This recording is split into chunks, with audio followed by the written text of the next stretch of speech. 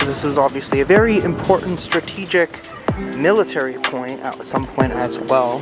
Oh, Steve. Look, a whale. There's a whale over there. I see it. You see it? Oh. Yeah, this is definitely the one. This is the house worth $11.2 million. Wow. Would you buy this house for $11 million? What's up, guys? Welcome to another series of videos. We're actually going to be exploring Charleston, South Carolina. I am here with Steve. What up, what up? Yeah, we're just kind of looking to enjoy ourselves. We've been working really hard on a lot of abandoned explorations, you know, haunted adventures, that sort of thing.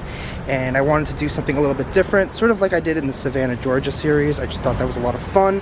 It's a good mix of history and haunted and food and just literally whatever. So this place is really cool so far at first glance. Smash the like button, let's get the adventure started. All right, guys, welcome to Charleston, I guess. This is really cool. Look at all these old buildings. So this is a old Presbyterian church. It's one of the most unique churches I've ever seen. It's got that that type of brick that they kind of covered up to make it all look symmetrical like that. That's cool. Very unique. So we got a very old cemetery here. I could actually go in there later on if I want to. So I'm just kind of looking through the gate right now. Only down south you see cemeteries as cool looking as that. There's actually another cemetery around here. I believe it's at the Unitarian Church, so we're going to look for that afterwards. And apparently it's one of the oldest and most amazing looking cemeteries ever, literally from the 1700s, early 1700s. So I think that would be pretty neat to take a look at too. Sort of like the Bonaventure Cemetery that we saw in Savannah. I know I'm comparing Charleston a lot to Savannah, but a lot of the era is the same. The buildings kind of remind me of that. And but the cool thing about this is that we're literally like right on the water, so that's kind of where we're heading right now. The annoying thing so far is that the parking is only literally 1 hour max, so we're gonna have to come back and move the car at some point. So we are approaching an area called the Battery, which is where all the old historic mansions on the water. Tons of buildings there too to check out. But look at all these little houses. This is so cool. Kind of reminds me of like walking through Europe. I know a lot of you guys from Europe get to experience this every day, but this is very unique. Wow, look at that. Beautiful. So of course, walking down the street we would find this old abandoned house. There's actually quite a few of them that are like this. If you look, you'll see a lot of it's very weathered and actually falling apart. Wow. I love how there's a street here called Zigzag Alley. Like, why is it called that? Is it that zigzaggy? Not really. I don't know. I guess it like turns, maybe turns again somewhere. What the heck are those people yelling about? Did you hear that? What were they saying? Yeah, look at that. There's like a little tiny beach area over there. This is cool. So further down here is the area that's known as the Battery. It's where all the old historic buildings are, right on the water. So nice. Sorry if it's a little bit windy. I might actually put my bigger mic on here to prevent that from happening. Look how beautiful this is. Look at all the sailboats right there, right in the bay. This is the actual ocean. Like, it opens up and goes straight out into the ocean. If you go past that, it's cool because there's like really nice beaches on either side of here, which we might go to tomorrow. I was just doing like a little bit of research, and they kind of came up, you know, anytime I come to the ocean you have to go to the beach, at least for a little bit. Like, this is beautiful, especially because last time I was in Florida it absolutely poured. Pretty much like the entire time I was down there, it was like on and off raining, kind of, you know, ruined the trip a little bit. It's okay, we're heading down that way anyways, but at least I get to enjoy this for the time being. So if you look on Google Maps, the Battery is actually listed as that building, but I'm pretty sure it's in reference to the area. So this entire seawall was probably used as like a defensive measure for, obviously, for the town here of Charleston, or city, whatever it is we want to call it, because this was obviously a very important strategic military point at some point as well, which is cool. It's cool to just admire a lot of like the old buildings. You could actually take a little horsey ride over there, like just like those people are doing.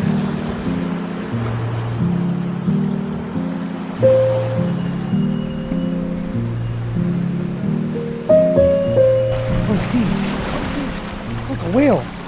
There's a whale over there. I see it. You see it? Oh, wow, gigantic whale.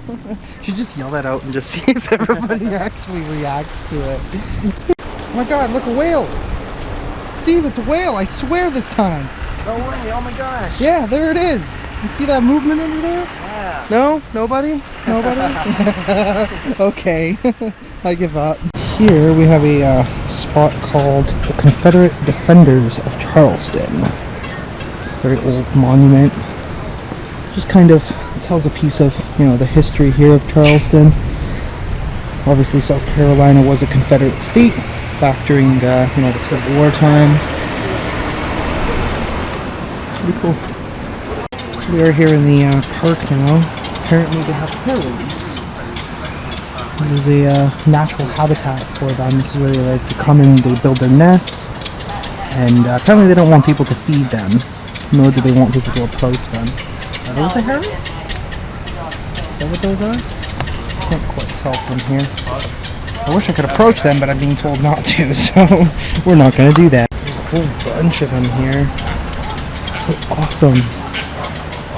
How old these trees are too. This is why they actually come here, because of the old oak trees.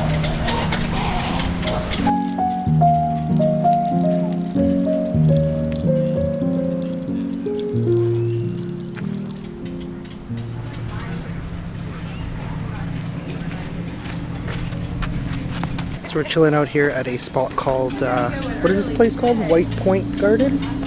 Yeah, so it's like right next to the water. There's an old war monument down that way. The other monuments that we saw, which were down that way. Now we're just chilling out at this nice gazebo, just taking it all in and just enjoying ourselves. I'd also like to point out that this gazebo is old AF. Because there's literally something stamped there, April 1905. Yeah, that's old. Almost as old as Steve here. Old and wise, this man. Let me tell you a story, son. Alright guys, so as we were sitting here, I decided to look at how much it would cost to buy a home here. So, Cheap. here, take a look at that. You see the price? Oh my god. So there's a home here.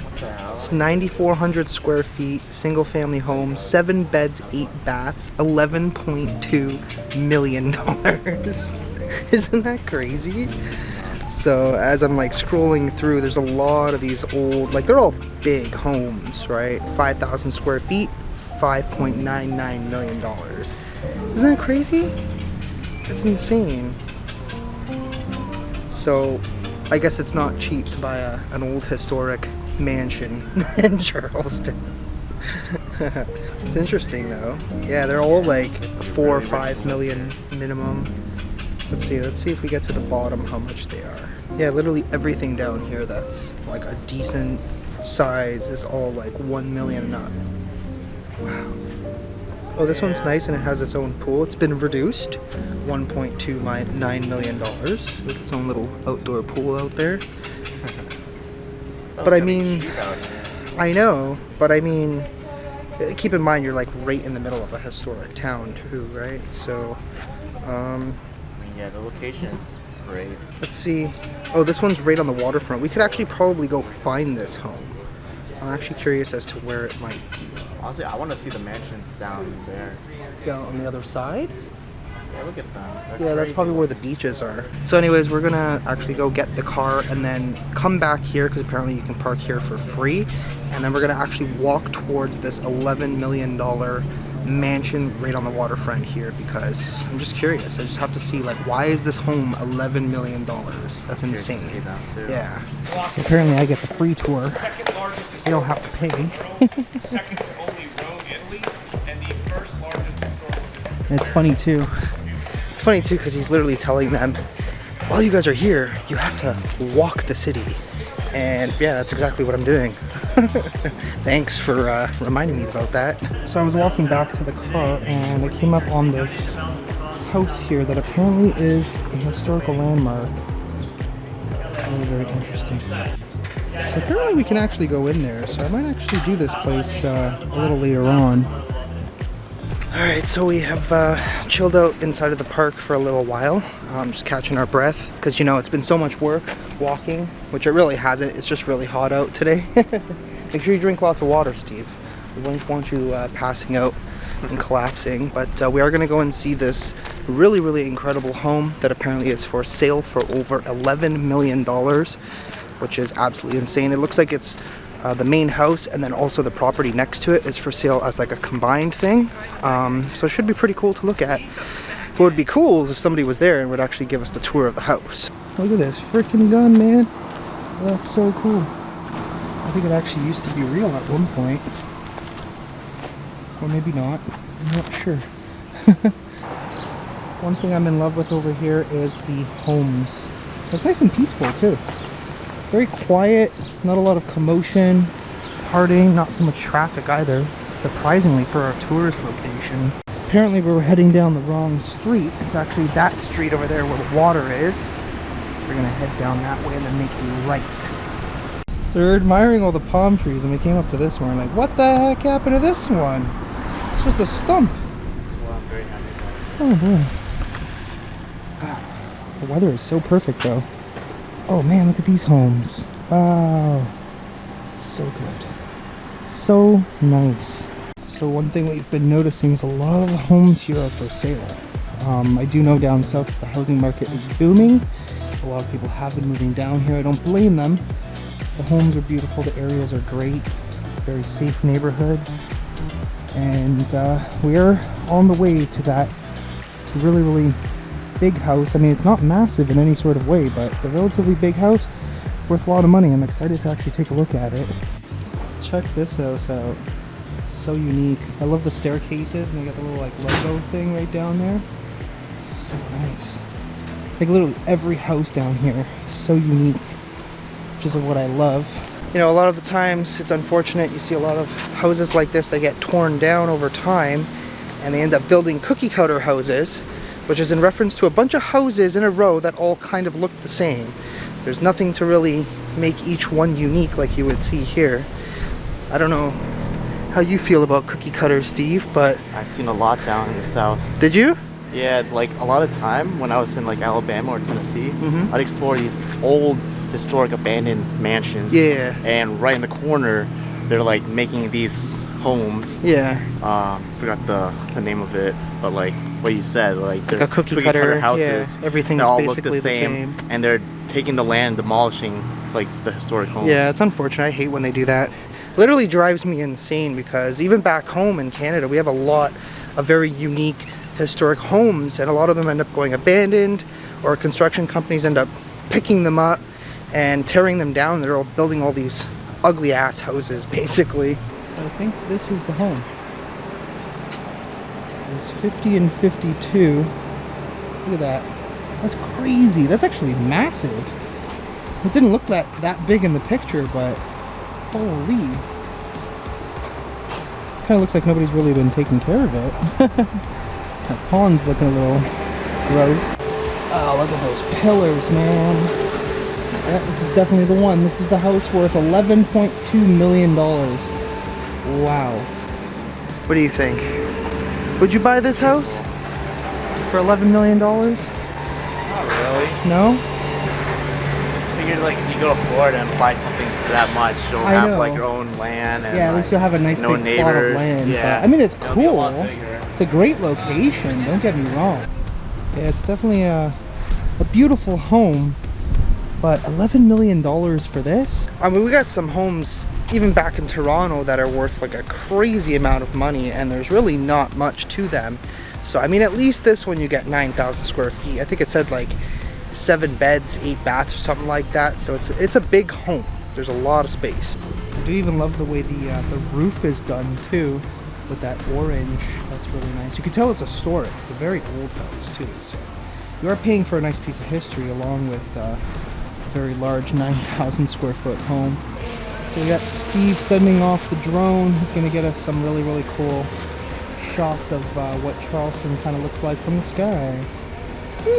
So one reason I love coming to places like this, I know it's a little bit loud because there's the construction right across the street, but is one day I would love to buy an old historic home in a town like this. And you're bound to find a lot of them too, because I mean, we are in one of the oldest and most haunted areas in the entire United States of America. So we are on the backside of where we were. This is South Battery Street, and the homes are still a lot of historic homes. They're a lot less exciting than what was on the other side, but still very cool to look at. So what I was thinking of doing too is maybe calling up the real estate agent to that mansion, because I am curious. I would like to see inside. It probably looks very, very nice, considering it is a beautiful, big, historic home, and just seeing if they'll let us explore it. I don't know how it's going to go. I mean, we'll see what happens. So in the meanwhile, we are definitely getting our fair share of exercise for the day. We are absolutely sweating because it is so freaking hot out here, but it's beautiful. I'm definitely enjoying this. So we have made it back to the park. The cool thing about areas like this is it's not difficult to navigate, even on foot. You literally just take a left turn, and another left turn, and you're pretty much back where you started. At least that's what one of the tour guys said on the trolleys. But the park is literally just right across the street. We're actually going to go and hopefully find like a cafe or something to chill out at, because it's really hot. We could use something cold to drink, refresh ourselves basically. Well, hello, Mr. Turkey looking thing.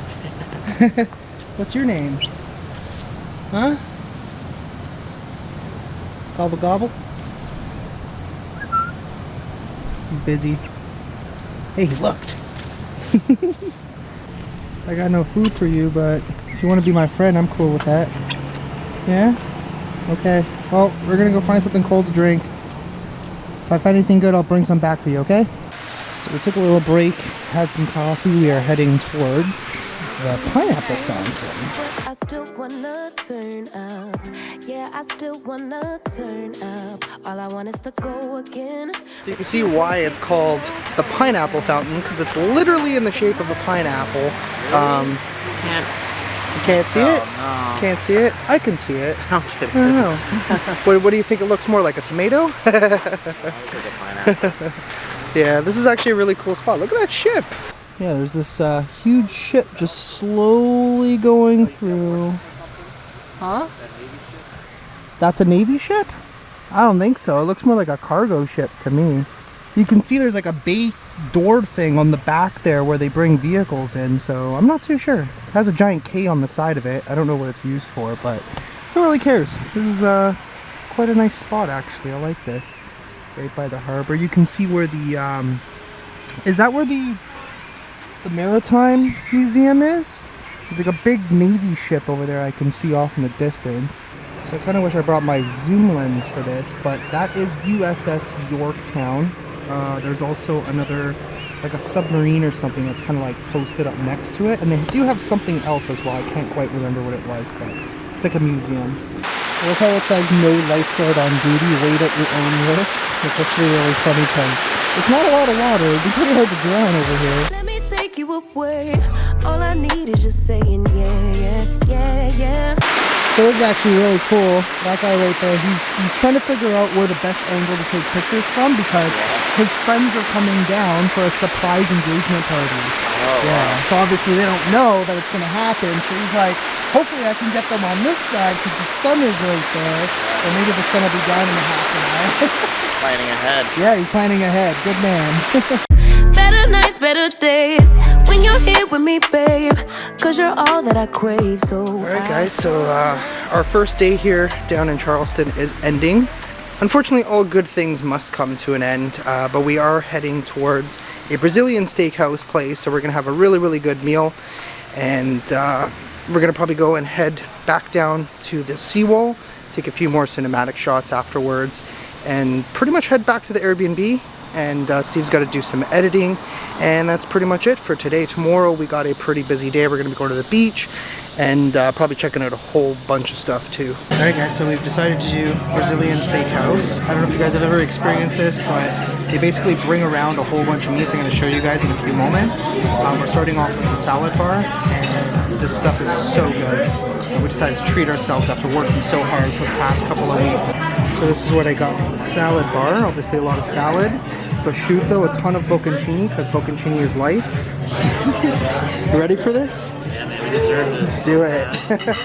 So basically what happens is you gotta flip this over to green, and that would tell the waiter that we want some meat. As you can see, Steve is also green, he's ready. Just as soon as they're here, he'll bring us whatever's on their skewer. And it's usually different, so like this place has beef tenderloin, bottom sirloin, pork ribs, they even have shrimps on skewers, all sorts of different stuff.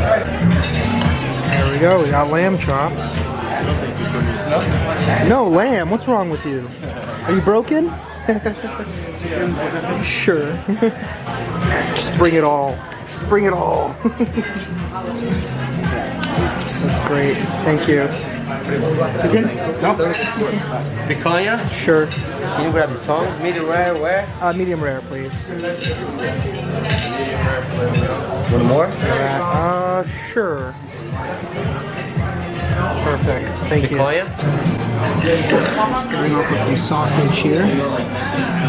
Ooh, hot. Hot. I'm gonna try a piece of the steak. So, if you guys ever have an opportunity to try Brazilian steak or a Brazilian steakhouse, I highly recommend it. I think one of the more well-known ones is like a Fogo de Chao. Apparently this place is more traditional. I don't even remember what the name of this place is, but I think it's called Galpão Gaucho.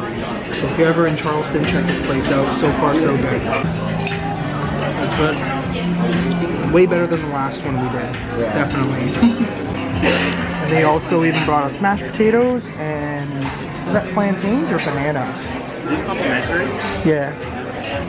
It's all included. It's bananas, right? And some other like hot sauces and spicy stuff over there.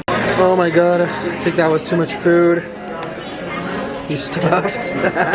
You look like you're about to explode. If I had more, I would have. Oh, for sure. That's the one thing about coming to a Brazilian steakhouse. It's kind of like when you go for Chinese food. You just eat way too much. Like I could have kept going, but I need to be able to move at some point. If I kept going, that just wasn't going to happen. So I had to stop. But at least I got my espresso to help me digest. And we're going to head back out there, take a few more shots of the seawall area or the battery, and then we're going to just head back to the Airbnb.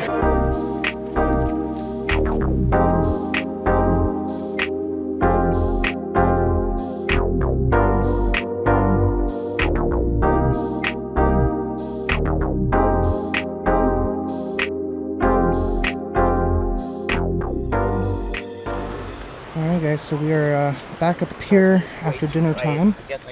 We're just pretty much taking cinematic shots. It is absolutely gorgeous out here. The wind has finally calmed down. It's nice and very peaceful. Very nice area. I like this.